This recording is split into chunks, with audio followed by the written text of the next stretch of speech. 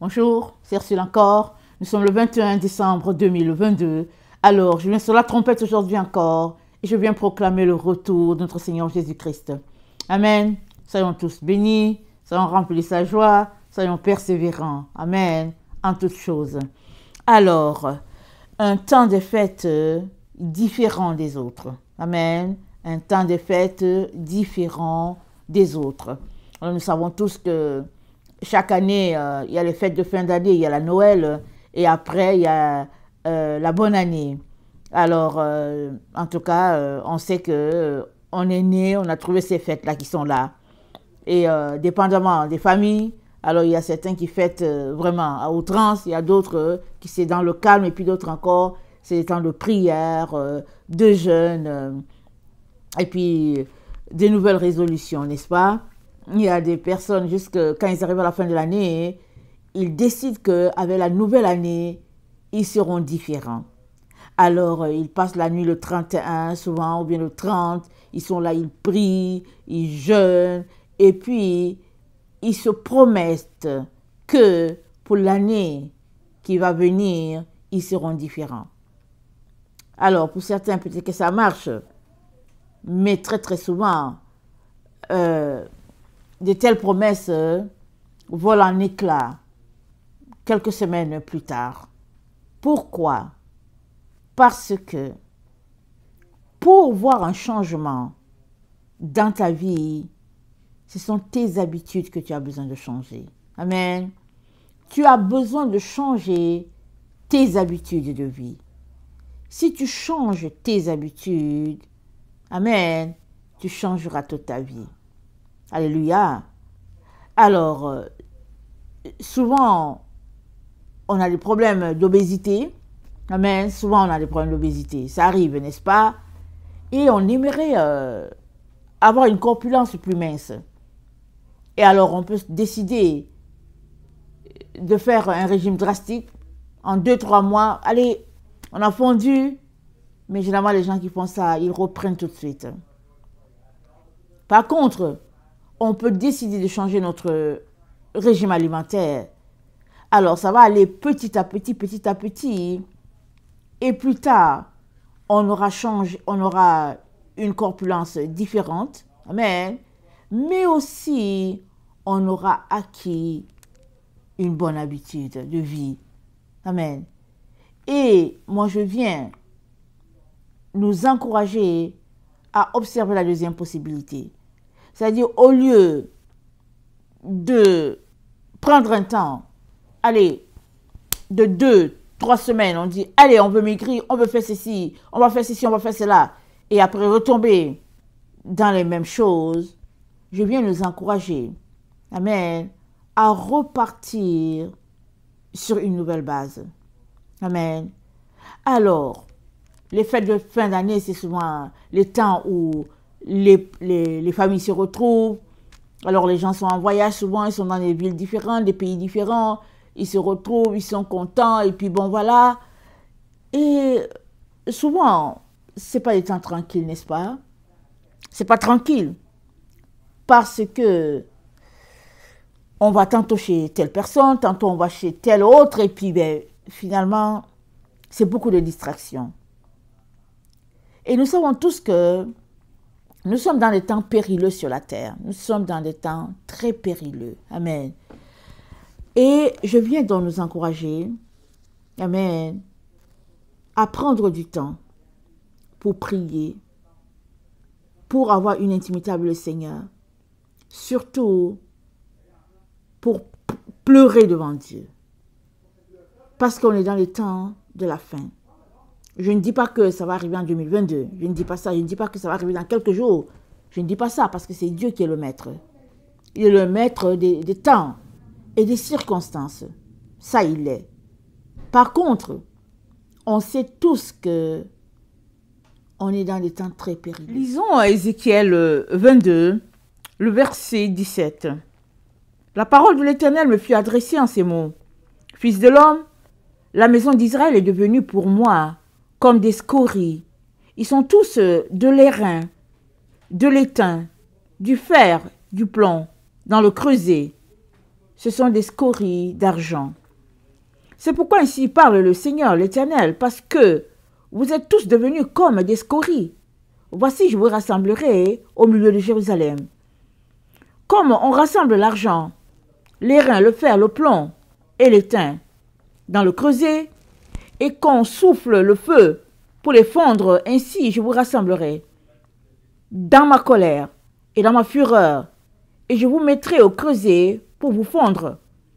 Je vous rassemblerai et je vous soufflerai contre vous avec le feu de ma fureur, et vous serez fondus au milieu de Jérusalem. Comme l'argent fond dans le creuset, ainsi vous serez fondus au milieu d'elle, et vous saurez que moi, l'Éternel, j'ai répandu ma fureur sur vous. La parole de l'Éternel me fut adressée en ces mots. Fils de l'homme, dis à Jérusalem, tu es une terre qui n'est pas purifiée, qui n'est pas arrosée de pluie au jour de la colère. Ces prophètes conspirent dans son sein comme des lions rugissants qui déchirent leur proie. Ils dévorent les âmes, ils s'emparent des richesses et des choses précieuses. Ils multiplient les veuves au milieu d'elles. Ces sacrificateurs violent ma loi et profanent mes sanctuaires. Ils ne distinguent pas ce qui est saint de ce qui est profane. Ils ne font pas connaître la différence entre ce qui est impur et ce qui est pur. Ils détournent les yeux de mes sabbats et je suis profané au milieu d'eux. Ces chefs sont dans mon sein comme des loups qui déchirent leur proie. Ils répandent le sang, perdent les âmes pour assouvir leur cupidité. Et ces prophètes ont pour eux des enduits de plâtre, de vaines visions, des oracles menteurs. Ils disent, ainsi parle le Seigneur l'Éternel, et l'Éternel ne leur a point parlé. Le peuple du pays se livre à la violence, commet des rapines, opprime le malheureux et indigent, foule l'étranger contre toute justice. Je cherche parmi eux un homme qui élève un mur, qui se tienne à la brèche devant moi en faveur du pays, afin que je ne détruise pas, mais je n'en trouve point. Je répandrai sur eux ma fureur, je les consumerai par le feu de ma colère, je ferai retomber leurs œuvres sur leur tête, dit le Seigneur l'Éternel. Amen. Alors, le texte ici, ça parle de Jérusalem, n'est-ce pas? Mais Dieu étend ça sur toute la terre. Ce texte-ci, ça concerne toute la terre. Aujourd'hui, si nous prenons la terre est devenue comme une seule personne. La terre est devenue Sodome, Gomorrhe. La terre est devenue comme ce qui se passait en Égypte du temps où Israël était là-bas. Quand Israël était en Égypte, Israël était la main de Dieu. En Égypte, sinon, l'Égypte était dans toutes sortes d'abominations et de pratiques vraiment de ténèbres. Alors, le Seigneur s'est servi de l'Égypte, amen, pour faire partie d'Israël. Amen. L'Égypte a atteint un tel niveau de maltraitance envers Israël que Dieu est venu délivrer son peuple. Alors, aujourd'hui, aussi sur la terre, c'est ça qui se passe. Il n'y a plus de choses sacrées, il n'y a plus de choses pures. Chacun fait ce qu'il veut, comme il veut, et tout est méli-mélo, si bien que Dieu est relayé à un plan, vraiment, une dernière place dans la société. Amen. On n'a pas tellement son temps. On court après la technologie, on court après toutes ces choses-là qui élèvent l'orgueil de l'homme. Et Dieu dit qu'il va détruire. Alors, il parle, au verset 19, il dit, parce que vous êtes tous devenus comme des scories, je vous rassemblerai au milieu de Jérusalem. Comme on rassemble l'argent, l'airain, le fer, le plomb, l'étain dans un creuset et qu'on souffle le feu pour les fondre. Ça dit, tout le monde sur la terre court après quelque chose. Ce n'est pas après l'argent, c'est après la gloire de ce monde, c'est après une position vraiment élevée dans la boîte, c'est après tout ce qui nous distrait. Après, les hommes courent après les femmes courent après les hommes. Ça dit, personne n'a le temps de Dieu. Personne. Alors Dieu prend donc l'image des pierres précieuses, amen, pour dire à toute sa création qu'il va détruire. C'est-à-dire, il est sur le point de refaire encore. Voilà, quand le potier, donc comme le potier, Dieu est en train de refaire, de vouloir tout refaire. C'est pourquoi il parle des scories, le fer, comment il remet tout ça ensemble et puis il est sur le point de souffler tout cela. Ça veut dire quoi? Ça veut dire que c'est comme si on n'aura pas existé. C'est comme si on n'est pas venu sur la terre. Et ça dit, et quand il va refaire d'autres personnes, d'autres types de personnes. Amen. Mais c'est pas ça que Dieu veut pour nous. Amen. Nos vies sur la terre ne rencontrent pas du tout les schémas de Dieu. Dieu nous a créés à sa ressemblance. Genèse 1, amen. Le verset, je pense 28 ou 29, il dit, attendez, on va lire ça. Il dit, le verset 27, Dieu créa l'homme à son image. Il le créa à l'image de Dieu, il créa l'homme et la femme. Nous avons été créés à l'image de Dieu. C'est-à-dire quoi? À la ressemblance de Dieu. C'est-à-dire quoi? Avec les mêmes attributs que notre Dieu a. Donc, il nous a créés pour une relation d'intimité avec lui. Une communion, une relation comme une famille. C'est ça qu'il attend de chacun d'entre nous. Mais nous sommes pris à courir après les choses futiles. Alors Dieu dit, puisqu'il en est ainsi, il va détruire. Et ça ressemble exactement à ce qui s'est passé au temps de Noé. Dans Genèse 6, voilà ce que notre Dieu dit. Il dit, lorsque les hommes eurent commencé à se multiplier sur la face de la terre, et que les filles leur furent nées, les fils de Dieu virent que les filles des hommes étaient belles. Et ils en prirent pour femmes parmi toutes celles qu'ils choisirent. Alors l'Éternel dit, mon esprit ne restera pas à toujours dans l'homme, car l'homme n'est que chair, et ses jours seront de 120 ans. Les géants étaient sur la terre en ce temps-là, après que les fils de Dieu furent revenus vers les filles des hommes, et qu'elles leur eurent donné des enfants. Ce sont les héros qui furent fameux dans l'Antiquité. L'Éternel vit que la méchanceté des hommes était grande sur la terre, et que toutes les pensées de leur cœur se portaient chaque jour uniquement vers le mal. L'Éternel se repentit d'avoir fait l'homme sur la terre. Il fut affligé en son cœur. Et l'Éternel dit, j'exterminerai de la face de la terre l'homme que j'ai créé, depuis l'homme jusqu'au bétail, aux reptiles et aux animaux du ciel, car je me répands de les avoir faits. Mais Noé trouva grâce aux yeux de l'Éternel. Voici la postérité de Noé. Amen. La même chose s'est passée, mais Noé a trouvé grâce. Et vous savez que nous venons de Noé. Notre terre, elle existe là à cause de Noé, que Dieu a trouvé une racine juste. Et la terre a été sauvée. Mais c'est la même chose qu'il espère de trouver dans le temps dans lequel nous sommes. Parce que Apocalypse 6, le verset 12, nous parle d'une autre destruction de la terre. Apocalypse 6, le verset 12, ça dit ceci. C'est l'apôtre Jean qui décrit la scène, n'est-ce pas? Il dit, je regardais quand il ouvrit le 6e sceau, il eut un grand tremblement de terre. Le soleil devint noir comme le sac de crin. La lune entière devint comme du sang. Et les étoiles du ciel tombèrent sur la terre comme lorsqu'un figuier secoué par un vent violent jette des figues vertes. Le ciel se retira comme un livre qu'on roule, et toutes les montagnes et les îles furent remis de leur place. Les rois de la terre, les grands, les chefs militaires, les riches, les puissants, tous les esclaves et les hommes libres se cachèrent dans les cavernes et dans les rochers des montagnes.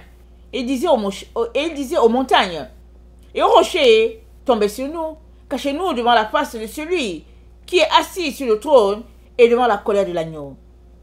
Car le grand jour de sa colère est venu, qui peut subsister. On ne sait pas quand est-ce que ça va venir. Mais on sait que on est dans le temps où notre monde doit être jugé. Amen. Parce que le monde dans lequel nous sommes, c'est le monde qui a pris départ avec Adam et Ève. C'est la semence d'Adam et Ève, amen, qui est toujours là sur la terre.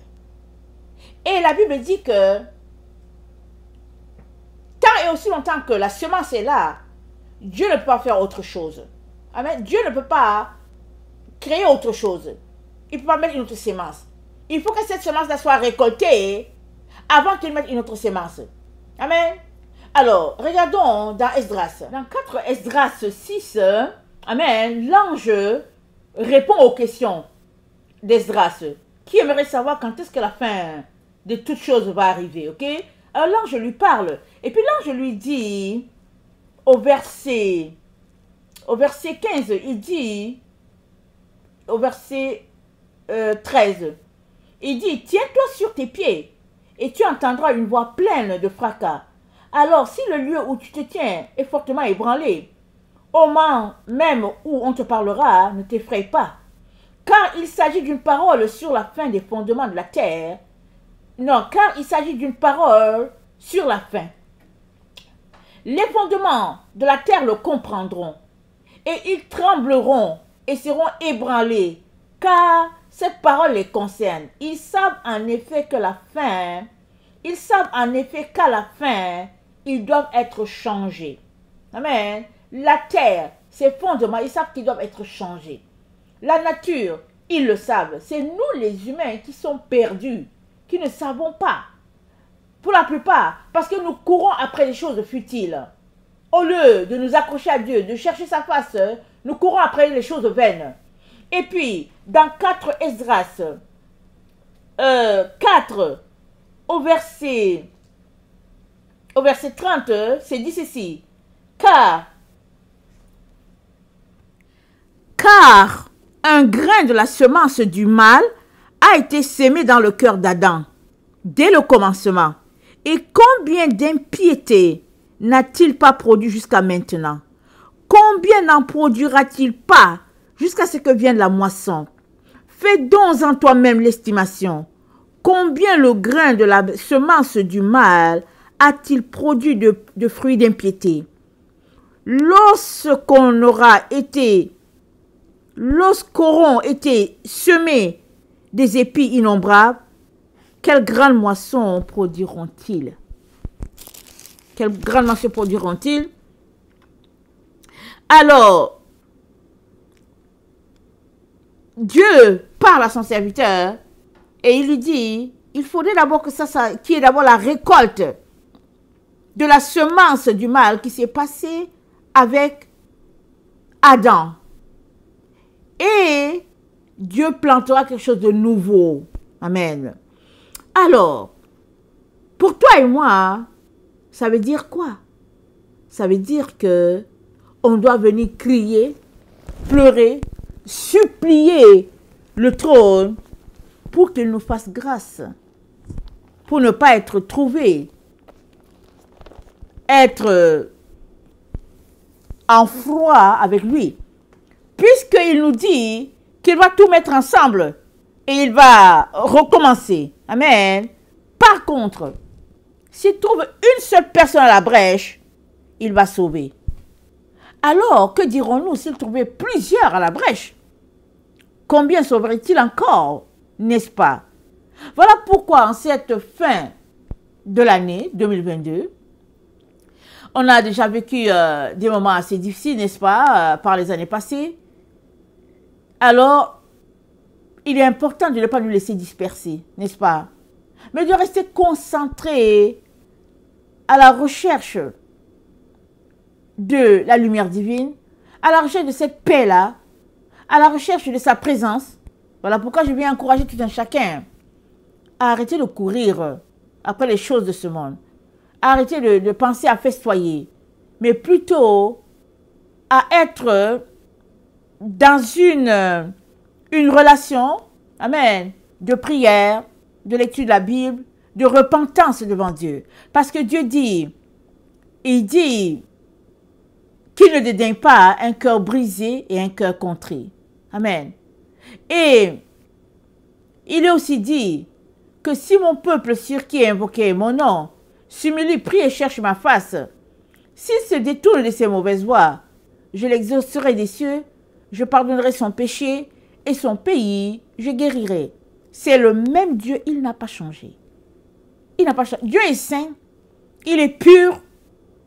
Il n'a pas besoin de venir devant nous pour nous demander pardon. C'est nous qui devons aller devant lui pour lui demander pardon. Parce qu'il nous a créés à son image. Il s'attend à ce qu'on fasse les mêmes choses que lui, il a fait. Mais au fait, nous, on est plutôt pris par nos pensées égoïstes. Et nous courons après des choses vaines. Et tout comme il s'est repenti. Comme on l'a lu dans Genèse 6, on est dans le temps où plusieurs seront emportés. Plusieurs par la destruction à cause de leur choix de vie. Mais je viens nous encourager. À tous ceux-là qui m'écoutent souvent, je viens nous encourager à laisser de côté les festivités. Amen. Je nous encourage à laisser de côté. Mais prenons plutôt le temps pour prier, pour chercher la face de Dieu, pour pleurer devant lui, afin qu'il puisse nous sauver, nous et nos enfants. Amen. L'autre élément qui est important que j'apporte, c'est que on ira en confinement encore. Ils vont nous renvoyer en confinement. Et l'épreuve que j'ai, c'est que mes enfants sont rentrés à l'école avec des masques. Vous savez qu'on ne porte plus les masques, mais ils sont rentrés à l'école avec des gros masques. Ça veut dire quoi? Ça veut dire qu'en janvier, février, ils vont nous raconter les mêmes histoires qu'ils ont déjà racontées les années passées. Et on sera pris là, par la vie à la maison. Et pendant le premier confinement, ils ont obtenu beaucoup de choses qu'ils voulaient. Surtout les enfants de Dieu. Les enfants de Dieu qui n'avaient pas de relation avec le Seigneur avaient de la difficulté à rester à la maison. Ils se sont regroupés sur toute la terre pour demander pardon à Babylone, les aider à retourner à l'église. Ils ont écrit, ils ont demandé pardon. Mais si tu avais une relation avec Dieu, c'est le meilleur moment de la terre, n'est-ce pas? Tu ne sors pas, et puis bon, tu es là chez toi, et puis tu lis ta Bible, tu prends ton thé, et puis la vie est belle. Et c'est le moment qui nous rapproche beaucoup du Seigneur. Alors, j'aimerais que tu saches que toute la terre va retourner en confinement. Et ce sera un peu plus vicié par rapport à la première fois. J'aimerais que tu le saches. Je viens t'encourager à t'assurer que tu as des denrées à la maison. Des denrées non périssables. C'est très important. Que tu aies de l'eau. Et si tu as les moyens de te creuser un puits dans la cour, pourquoi pas, fais-le le plus rapidement. Il est important que tu aies de quoi survivre. Parce que ça va durer un certain temps. Et Dieu le permet. Parce qu'il a encore des enfants dans les églises. Tous ceux-là qui lui appartiennent, qui sont encore dans les églises, ils vont fuir. Pourquoi? Parce que tous ceux qui ne fuiront pas, ils vont se retrouver à être membres de cette nouvelle religion-là. Ils vont se retrouver. Alors si toi tu fais partie des gens qui continuent encore d'aller à l'église pour aller adorer un Dieu un dimanche, je viens t'encourager fortement à ramasser tes jambes, à t'asseoir tranquille chez toi. Parce que tu seras emporté. Tu seras obligé de faire partie de cette religion-là. La meilleure manière pour toi de ne pas faire partie, c'est déjà de prendre tes réserves. On est dans les temps où Apocalypse 17 est en train de s'accomplir. Je vais vous le lire.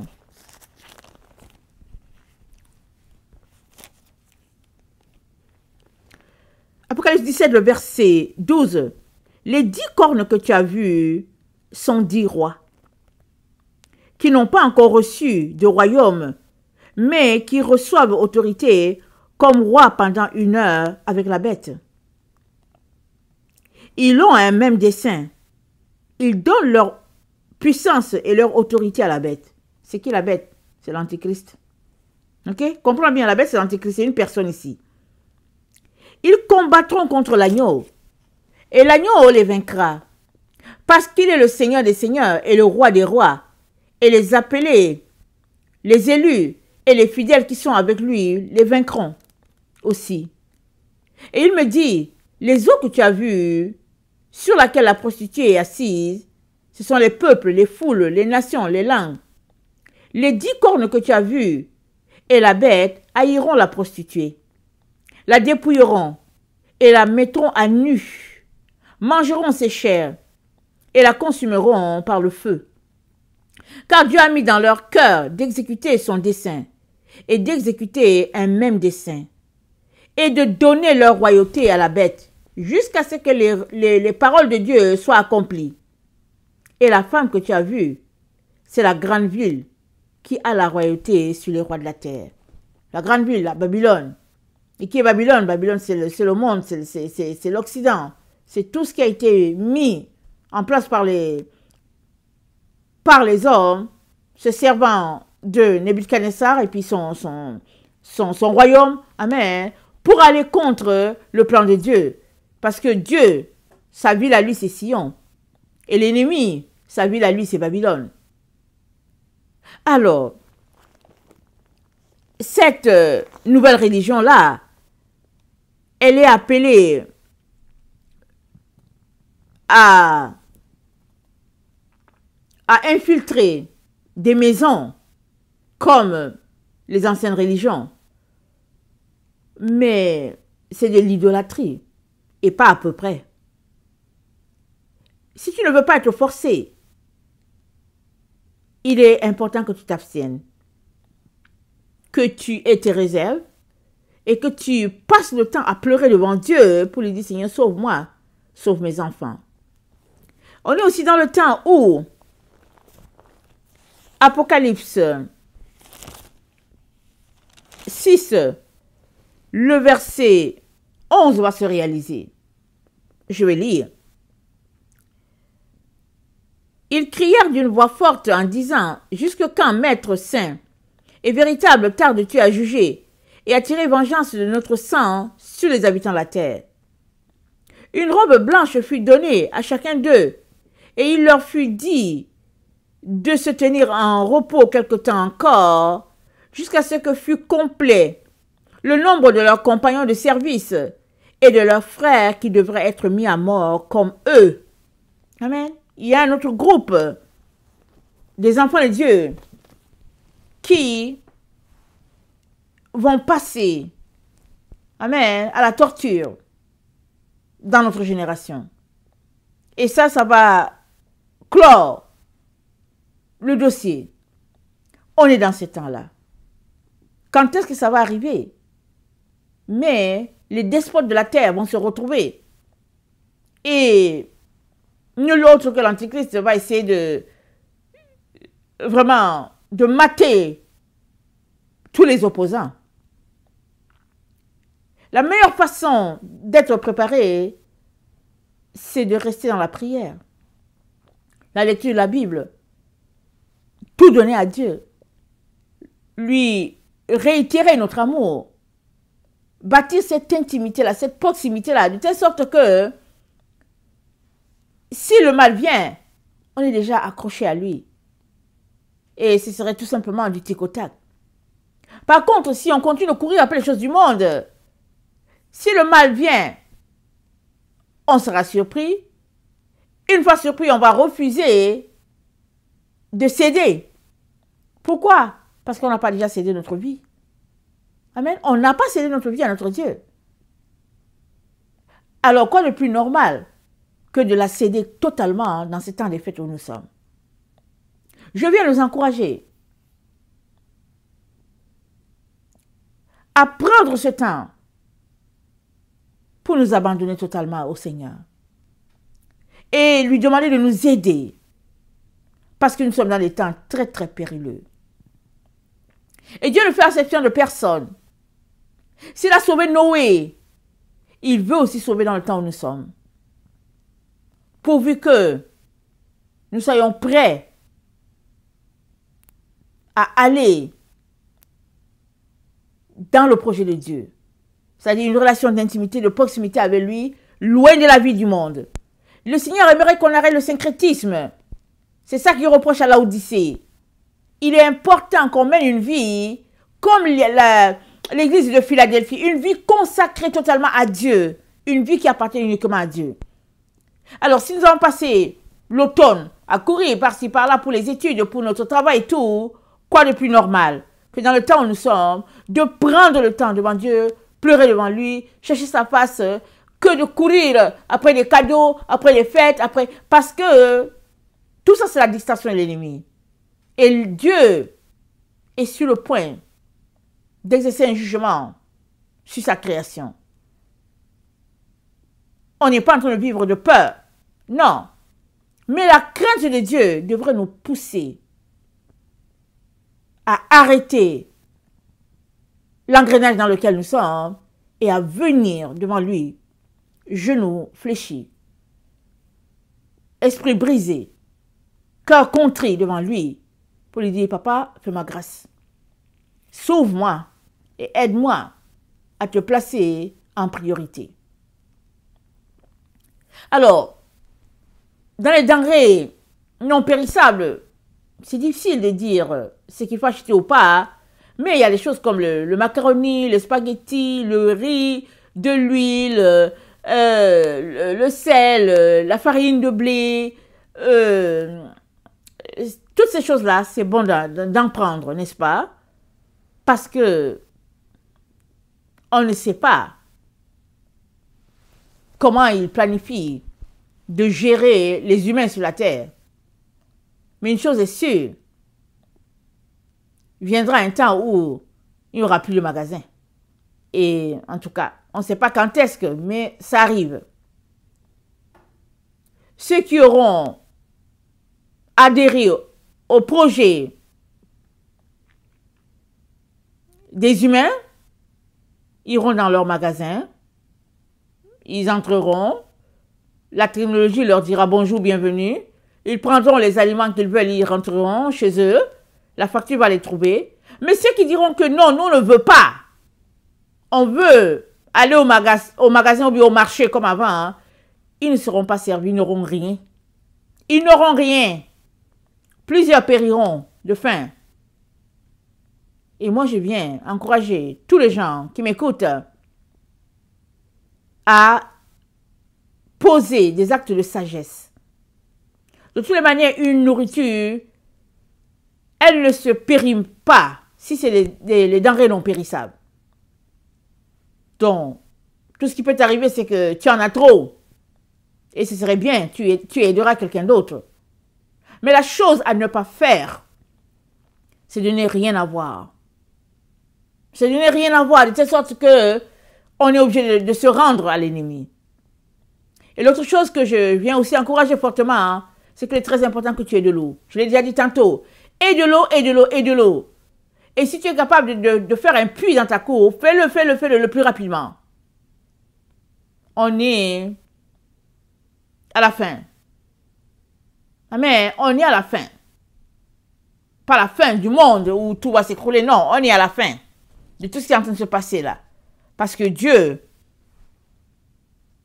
est sur le point de repartir à nouveau avec l'être humain. Maintenant, avec ceux-là qui lui obéissent. Avec ceux-là qui le respectent. Avec ceux-là qui le craignent. Amen. Il est en train, il va les placer dans une atmosphère de paix. Amen. De bonheur. Les enfants du jour. Voilà un peu ce que Dieu nous dit dans sa parole. Pour ne pas te retrouver de l'autre côté des enfants récalcitrants, amen, je viens t'encourager à te préparer. À ne pas te retrouver comme les 5 folles de Matthieu 25. Vous savez qu'elles étaient 10. 5 sont entrées. 5 autres ne sont pas entrées. Et celles qui ne sont pas entrées ont fait preuve de folie. Elles sont allées rencontrer le Seigneur sans réserve. Et elles n'ont pas pu tenir. Je viens nous encourager tous, sans exception, à rentrer en nous-mêmes, à nous défricher des champs nouveaux et à laisser aller les voies du monde. Amen, que le Seigneur bénisse sa parole. Je vous aime beaucoup et Dieu davantage. Maranatha, Jésus revient. Amen et amen.